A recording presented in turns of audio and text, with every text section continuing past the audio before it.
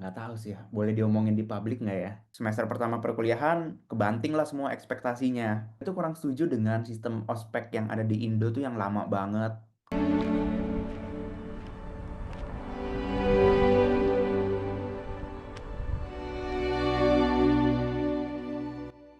Nah biasanya abis lari tuh aku bikin kayak susu coklat gitu. Jadi seduh air panas, tuangin kokoa, tapi susunya nggak ada. Oke ya saya halo, salam kenal. Halo Kak, salam kenal. Jadi ini pertama kalinya ya aku ketemu sama Yesaya dan gue sebenarnya juga adalah salah satu penggemar lu karena terkhusus nih satu hal yang gue lihat di diri gue di lu ya, yaitu Hmm. adalah mencoba untuk menjaga active lifestyle. Nah, kenapa gitu? Karena orang tuh banyak yang mikir gini kan ya, kalau misalnya dia belajar atau serius di akademiknya, maka nggak ada waktu lagi tuh buat olahraga Hmm. atau semacamnya. Nah, tapi lu udah buktiin itu bisa. Oke lah, kita baru pertama kali ketemu nih sebenarnya. Jadi gue Ya. pengen perkenalan juga. Halo, nama saya Zahid. Halo Kak, namaku saya. Saya, oke. Gue waktu itu lihat lo tentunya awal-awal tuh dari waktu itu ada Sandi ya yang ngasih tahu ya. Hmm. Ada ya saya nih ya saya. Hmm. Waktu itu gue jadi lu anak cewek yang kedua yang gue ngomongin yang gue ngomong sama dia setelah event. Setelah waktu itu Sandi gue ketemu sama Kak Iman pas gue di Jakarta. Dan udah Hmm. banyak banget ya drama setelah itu ya. Ceritanya udah macam-macam semua udah mecah. Iya. Dan kalau lu sendiri nih 1 tahun setelah cewek deh, gue mulai dari situ dulu. Hmm. Gimana refleksi lu? Sekarang udah jadi technically public figure kan ya? Iya, iya. Hmm, yang direfleksiin banyak sih.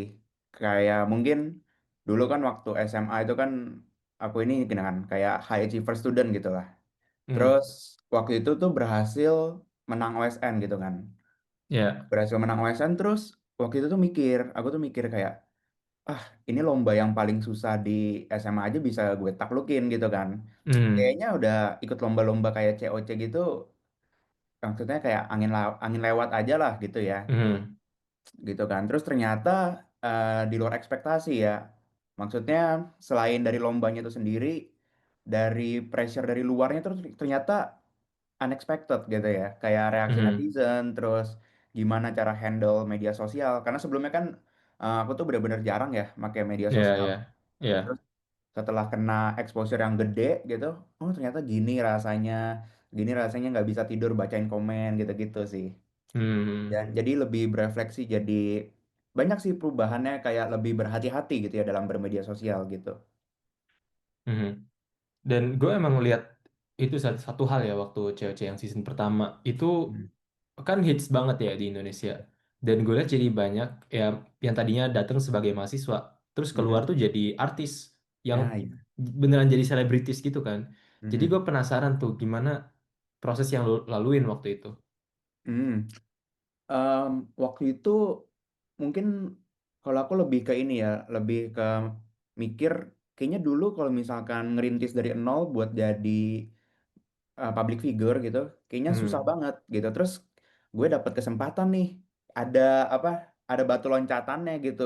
Ya. Antara gue mau ambil atau enggak gitu kan. Terus waktu itu gue mikir, kayaknya pintu rezeki itu nggak cuman dari mungkin selama ini kan waktu SMA tuh mikir kayak oh nanti kuliah kerja oke pekerjaannya uangnya dari situ. Terus kayaknya Hmm. bisa dicoba mungkin ini bisa menghasilkan juga gitu. Terus juga in a way aku tuh lumayan suka gitu ya ternyata bermedia sosial gitu. Iya, ya. Sharing-sharing tentang apa yang aku tahu gitu. Dan aku lumayan suka dan oke waktu itu belajar lah. Belajar gimana cara manage media sosial. Walaupun ya sebenarnya bertahap juga sih. Kayak dulu kan pas awal-awal banget tuh ngepost bener-bener asal-asalan tuh. Iya, Nggak ya. edit, apa, nggak dipikirin apa-apanya lah, asal post aja gitu. Sekarang mungkin lebih dipikirin gitu. Dan proses belajarnya lumayan sih. Lumayan makan waktu gitu ya. Gitu. Hmm. Apa yang lu rasa beda dari kehidupan nih setelah dan sebelum momen viral itu datang? eh jadi harus lebih responsibel aja sih dengan apa yang Hmm. udah gue ucapkan gitu ya. Jadi kayak gue kan suka sharing-sharing misalkan daily life gue tuh ngapain misalkan suka lari suka olahraga Dan gue bilang tuh gue yang paling konsisten gitu ya untuk olahraga. Kayak seminggu mungkin bisa lebih dari 7 kali untuk Mhm. olahraga. Dan gue rasanya tuh setelah viral dan orang tuh banyak yang tahu, gue jadi lebih kayak ada semacam kewajiban gitu untuk Mhm. walk the talknya gitu ya. Ya. Jadi kayak harus jangan omong kosong doang.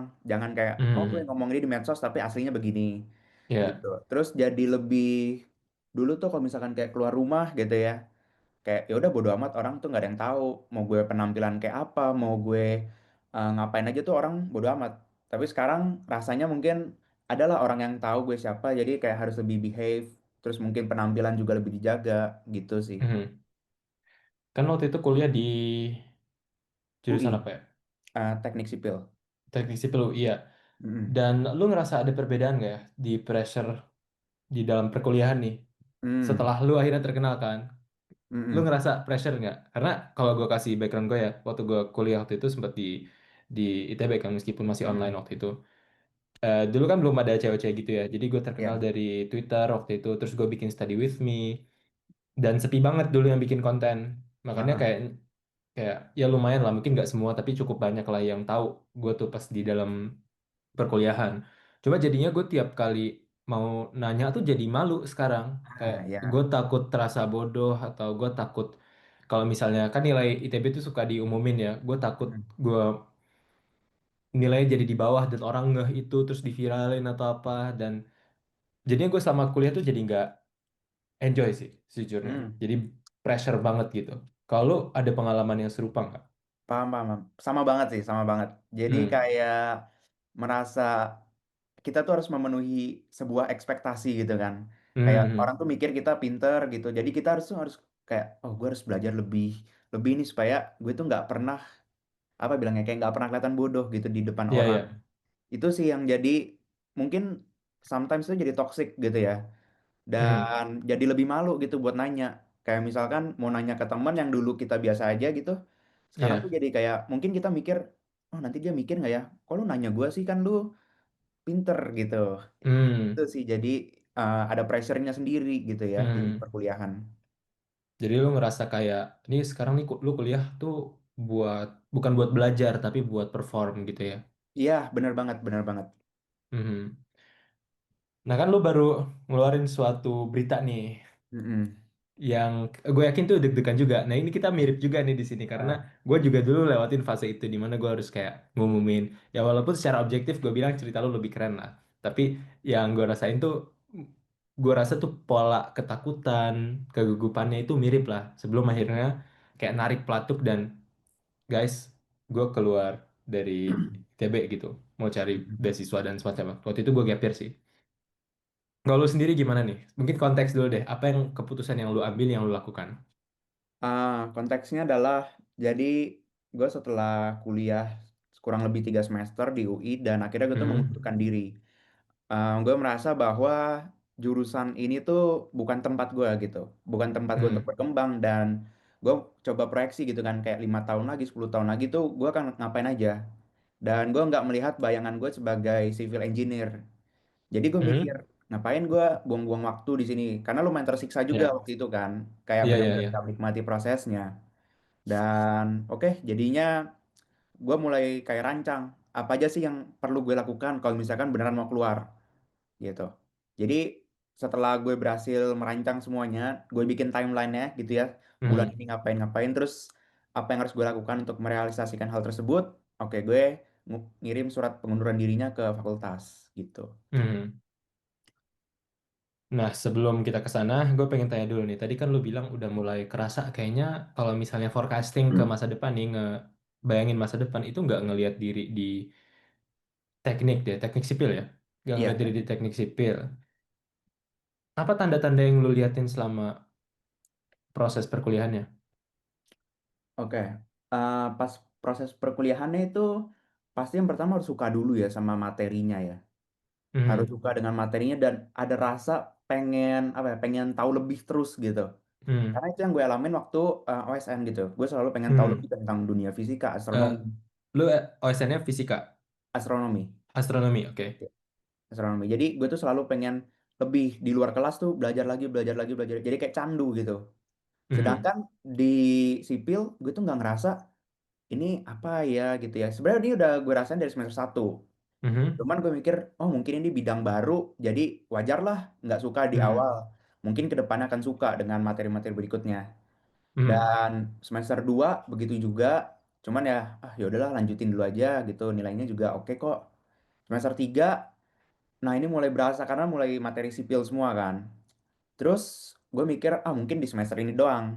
Dan gue buka dong semester 4 5 6 7 dan seterusnya. Materinya akan apa aja.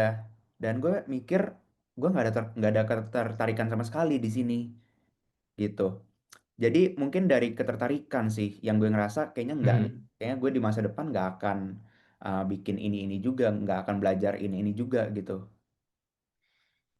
Jadi lu ngerasa selama proses di perkuliahan itu nggak ada rasa penasaran Mm-mm. dan lu udah coba nih ngambil effort ya buat mencoba buat bikin prosesnya less sucks lah, sucks less Mm-mm. gitu. Tapi Iya. ternyata setelah lu cek materinya, lu lihat bahwa ini kayaknya tetap nggak cocok sama gue nih. Jadi Nah, dulu tuh, terus, ah, hmm, jadi dulu salah satu cara gue buat numbuhin rasa ingin tahu lebih tuh ikut lomba. Gue ikut lomba. hmm, Jadi lombanya kalau di kuliah itu kan lebih banyak tim ya. Nah, jadi hmm, seru tuh kayak bisa diskusi sama cutting tentang materi ini.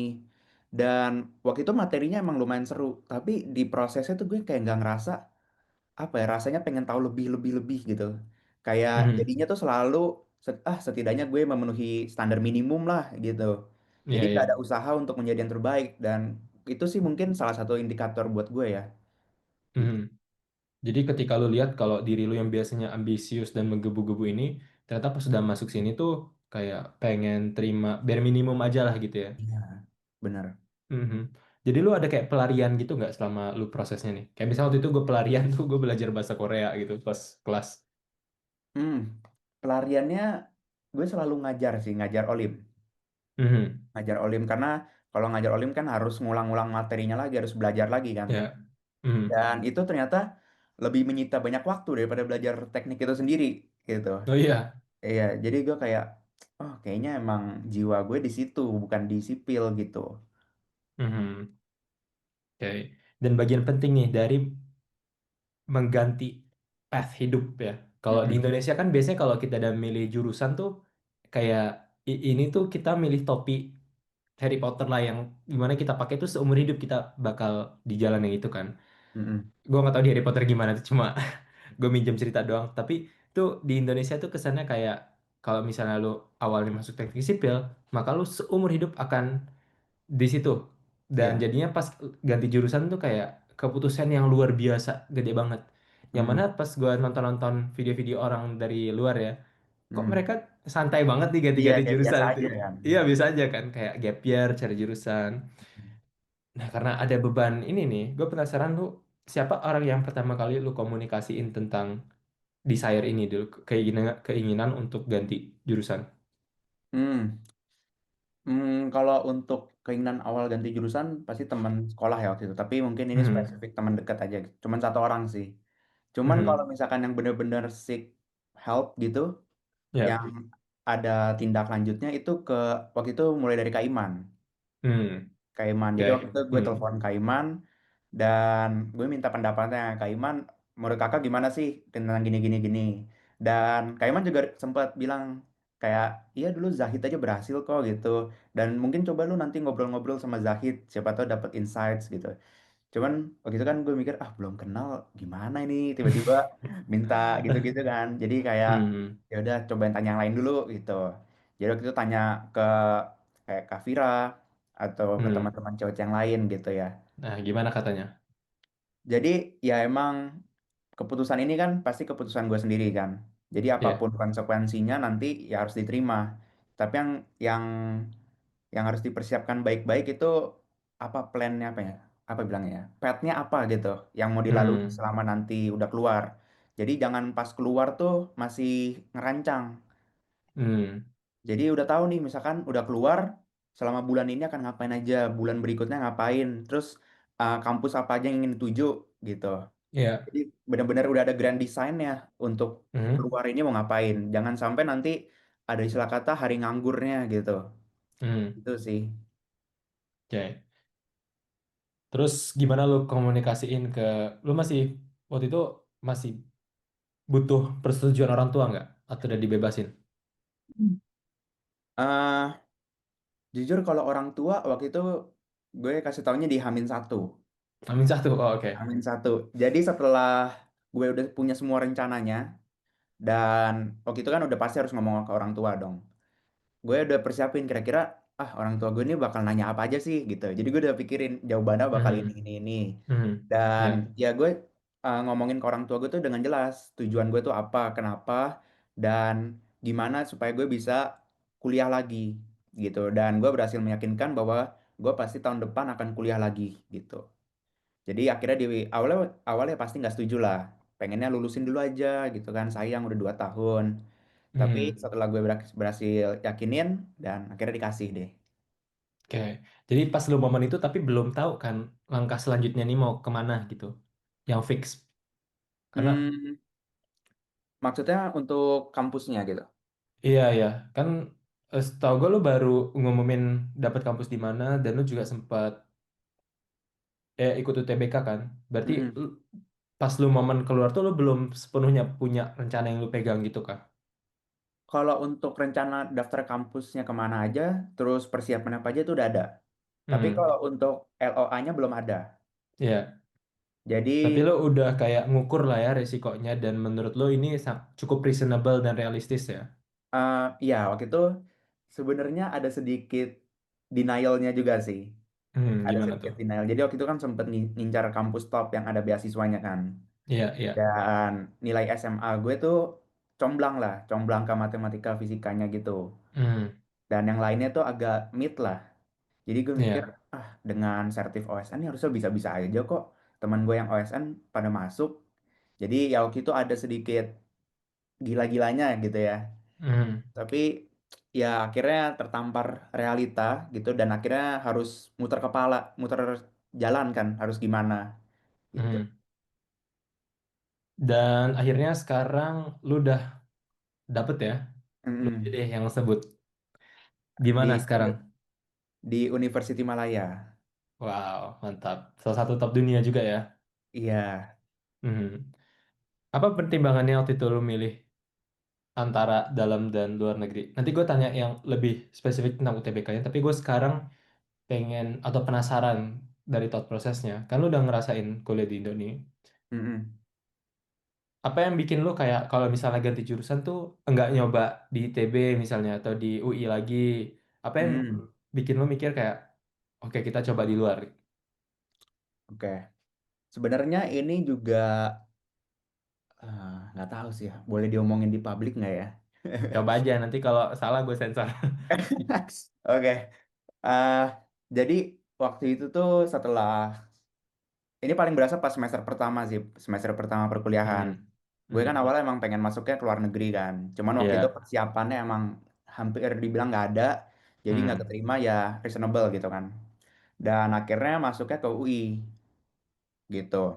Dan gue mikir, oh ini UI ini kan kampus top lah di Indo, salah satu yang bisa dibilang nomor 1 lah di Indo gitu kan. Dan dalam pikiran gue, oh mungkin anak-anaknya pinter-pinter semua nih, ambis-ambis semua gitu kan. Jadi mungkin akan cocok dengan gue yang ambis gitu kan. Ternyata semester pertama perkuliahan kebanting lah semua ekspektasinya. Ternyata Hmm. orang-orangnya tuh yang nggak sesuai ekspektasi lah gitu. Hmm. Jadi di situ gue mulai kayak, kayaknya gue bisa di tempat yang lebih baik sih gitu. Hmm. Dan itu juga salah satu yang bikin pengen keluar kampus gitu. Terus juga mungkin lingkungannya ya. Kayak misalkan gue tuh kurang setuju dengan sistem ospek yang ada di Indo tuh yang lama banget gitu ya. Iya. Yang Dan hmm. dan kita tuh mungkin dalam tanda kutip kayak harus selalu berhubungan dengan cutting gitu loh. Tapi emang Hmm. benar ada saatnya kita kayak butuh cutting untuk apa. Tapi itu Ya. bukan bukan sesuatu yang harus dipaksakan gitu loh. Hmm. Jadi kalau untuk di teknik itu sendiri kita harus kayak ngobrol sama cutting pendahulu, kita harus ada targetnya harus ngobrol dengan berapa orang gitu kan. Jadi obrolannya tuh most of the time itu nggak genuine gitu. Hmm. Kayak Jadi small kita talk gitu ya, basa-basi. mm-mm. Jadi obrolannya pun kadang kayak repetitif. Jadi kayak bener-bener kurang insightful lah bisa dibilang gitu.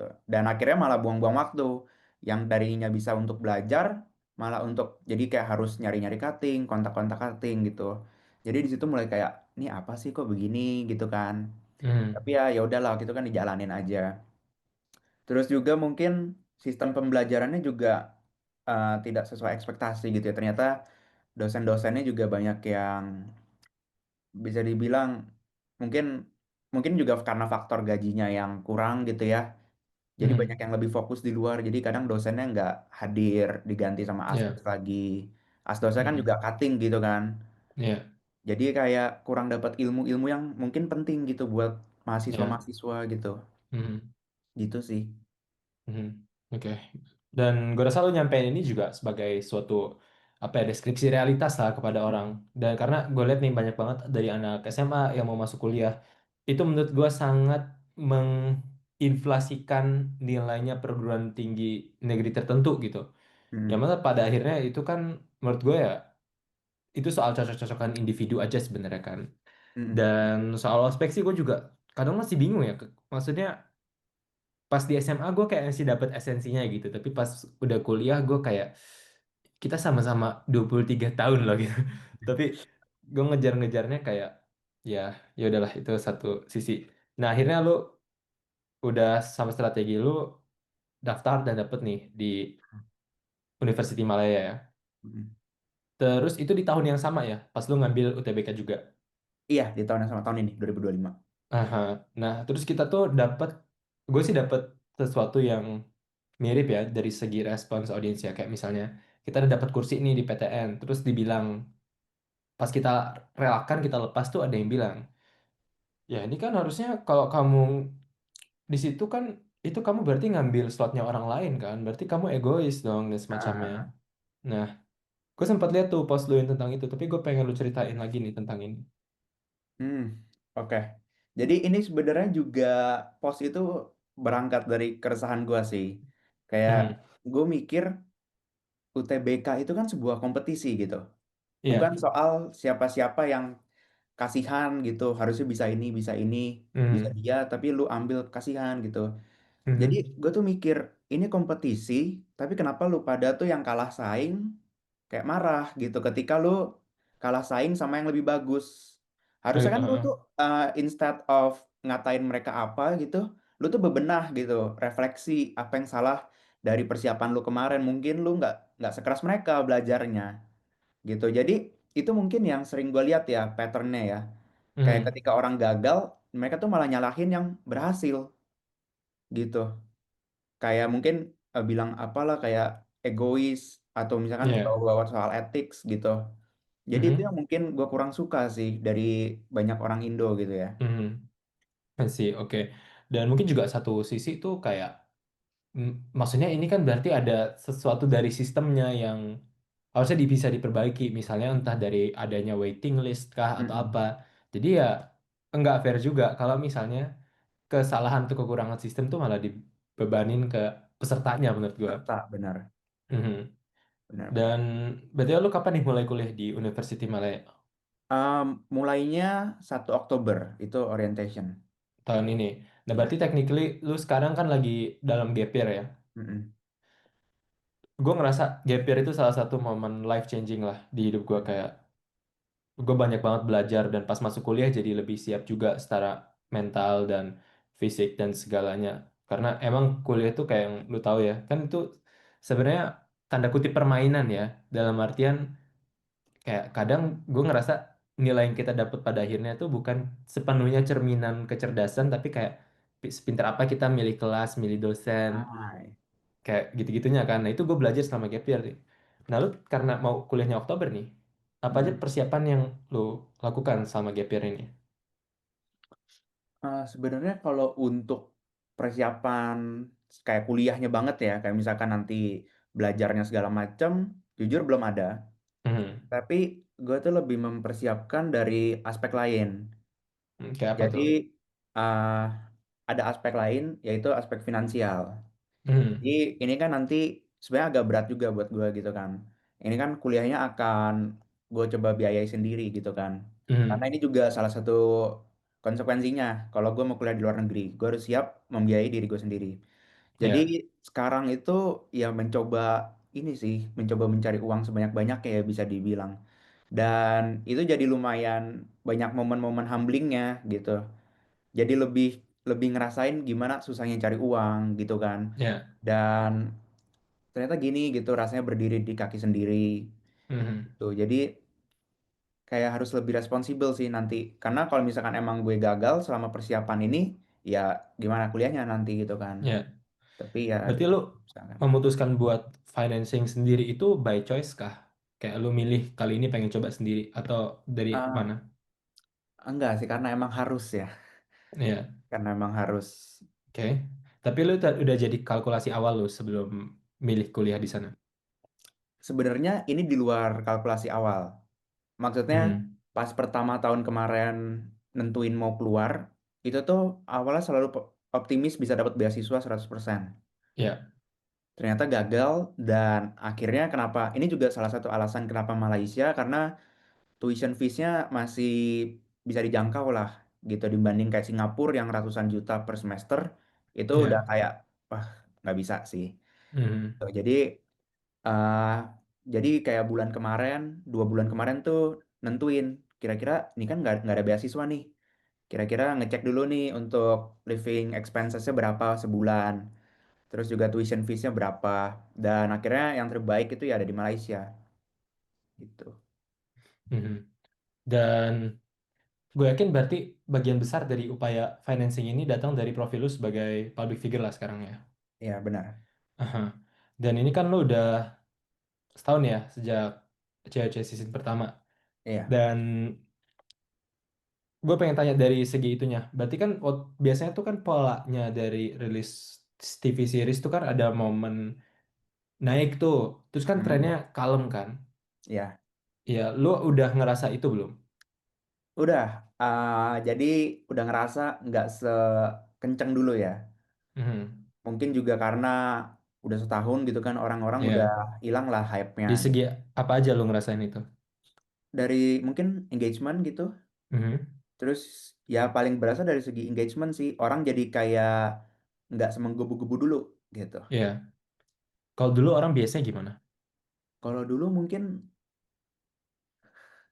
untuk misalkan dapat sekian likes gitu itu kayak wah, Ya, gampang gitu nggak perlu kenceng konten yang banget ya. bagus nggak perlu konten yang bagus ya udah aman aja gitu Hmm. Hmm. sekarang kayak kalau mau dapetin segitu harus bikin konten yang bagus konten yang bermutu Hmm. gitu lah ya tapi Iya. itu jadi ini juga sih jadi tamparan gitu ya karena eh, kalau misalkan seandainya hal tersebut masih terjadi sampai hari ini mungkin dia nggak Mhm. akan bikin konten yang bermutu gitu ya akan Mhm. bikin konten yang biasa-biasa aja. Karena Mhm. mau gimana pun tetap engagementnya gede gitu. Mhm. Oke. Dan berarti harus ada semacam upaya bagi lu buat transisi dong dari identitas cewek-cewek lu ke sekarang gue ya saya aja nih gitu. Benar-benar. Hmm. Apa yang lu coba lakuin untuk bikin identitas ya saya itu? Kayak konten apa yang lagi coba lu fokusin sekarang? Hmm, eh, Waktu itu gue sebenarnya nyadar kayak gue gue tuh nggak mau seumur hidup gue tuh dikenal sebagai influencer yang dalam tanda kutip anak COC gitu. Gue tuh Mhm. pengen dikenal sebagai ya saya, oh ya saya yang itu, bukan ya saya COC gitu. Mhm. Jadi waktu itu sempat lah gue belajar gimana sih supaya kita bisa berhenti dari dikenal sebagai dari orang ini jadi yang baru. Ya. Mhm. Jadi waktu itu muncullah beberapa opsi dan Mhm. dari situ ada dua hal yang pengen gue fokusin yaitu di bidang edukasi sama di bidang olahraga gitu. Jadi Oke. edukasi sama olahraga. Makanya konten gue juga banyaknya di situ. Dan tapi gue juga belajar jangan terlalu fokus kedua ini aja gitu kan. Jadi Mhm. gue tuh ada tiga lah bisa dibilang. Tapi yang ketiga ini kayak random aja apapun yang gue mau gitu. Tapi nggak serame, nggak atau nggak sebanyak yang dua tadi gitu. Jadi ya pilih ini sih kayak apa ya bilangnya niche-nya gitu kalau orang bilang Mhm. Ya. dan bisa dibilang kayak kurang-kurangin ngebawa masa lampau gue gitu gitu. Mhm. Tapi kan kayak saat ini circle public figure lu kemungkinan besar banyak dari cewek-cewek dong. Kayak misalnya gue Hmm, tuh benar. setelah berapa tahun circle gue yang di online space itu kayak sama kayak circle waktu gue pertama kali mulai. Dan itu Mm-mm. jadi apa ya? Agak susah maintain ya karena semua orang kan pada akhirnya mekar-mekar sendiri ya. Mm-mm. Kalau lu sendiri ngerasa gitu nggak? Maksudnya kayak circle lu saat ini yang tampil di publik masih dari circle COC atau gimana caranya lu kayak network atau collab ke orang-orang baru itu ada strateginya nggak? Hmm, ini menarik sih, karena gue juga ngerasa hal tersebut ya, baru dapat masukan berapa minggu lalu gitu. Jangan mainnya sama itu-itu aja, coba collab sama orang gitu. Jadi gue tuh juga masih apa ya, meraba-raba gitu ya, gimana sih cara expand circle-nya gitu. Mhm, Dan gue sadar kayak nggak bisa selamanya gue tuh mainnya di zona aman, di zona anak-anak COC aja gitu. Gue harus keluar, mhm, misalkan ngajak mhm, collab siapa, ketemu siapa gitu. Dan ya masih dipertimbangkan sih itu, tapi itu pasti akan dilakukan sih. mhm. Menarik. Nah, berarti sekarang nih lu lagi fokus salah satunya di olahraga kan? Mm-mm. Di waktu yang sangat-sangat sibuk di main akademik yang berat, itu gimana Mm-mm. caranya lu tetap nyempetin habits olahraga? eh have- Sebenarnya olahraga tuh nggak selama itu sih, kalau boleh jujur ya, Ya, nggak selama oke. itu. Kayak misalkan Hmm. kita lari ya, kan Bang Zahid juga lari kan. Ya, Kayak kita lumayan suka. lari 1 jam itu udah gila banget itu. Itu udah titik penghabisan lah. Apa tapi spesifik buat gue sih, udah kayak 1 jam tuh udah exhausted lah. Hmm. 1/2 jam kalau misalkan mungkin pace 7 pace 6 gue juga udah ngos-ngosan gitu. Mhm, Dan dari situ gue ngerasa olahraga tuh nggak butuh waktu yang lama banget loh, kayak 1/2 jam di sore yang kita ganti dari doom scrolling jadi olahraga tuh ternyata bisa loh buat kita ngisi waktu kita dengan dimensi olahraga mhm, gitu. Dan harus disempet-sempetin sih, kalau mhm, enggak ya nggak akan dapet ya. mhm. Lu ngerasa impact positif apa di kehidupan akademik dan kehidupan di luar olahraga dari lu berolahraga? Hmm, yang pertama pasti fisik jadi lebih sehat ya, Mhm, fisik jadi lebih sehat, dan olahraga itu jadi semacam coping mechanism kalau buat gue. Jadi kalau misalkan gue lagi stres, lagi apa, olahraga tuh jadi kayak pikiran gue tuh yang tadinya jelek-jelek tuh jadi terbuka lagi gitu. Gue jadi kayak ngeliat masalah tadi dari point of view yang baru. mhm. Jadi kayak lebih seger aja gitu. Karena kita ngelakuin hal lain yang kita suka gitu kan. Dan mungkin apalagi gue kan olahraganya banyak kan di martial arts kan. Ya, Jadi kayak semacam membawa self confidence yang lebih tinggi ya. Kalau misalkan dari martial arts itu sendiri. mhm. Jadi lu mau ikut boxing di Indo gak tuh? Boxing Eceos. Eh, Kalau dapat kontrak sih boleh ya. Oke lah kalau gitu. Ya saya thank you banget udah ngobrol sama gue ya. Senang banget bisa ketemu. Ya, thank you, Bang.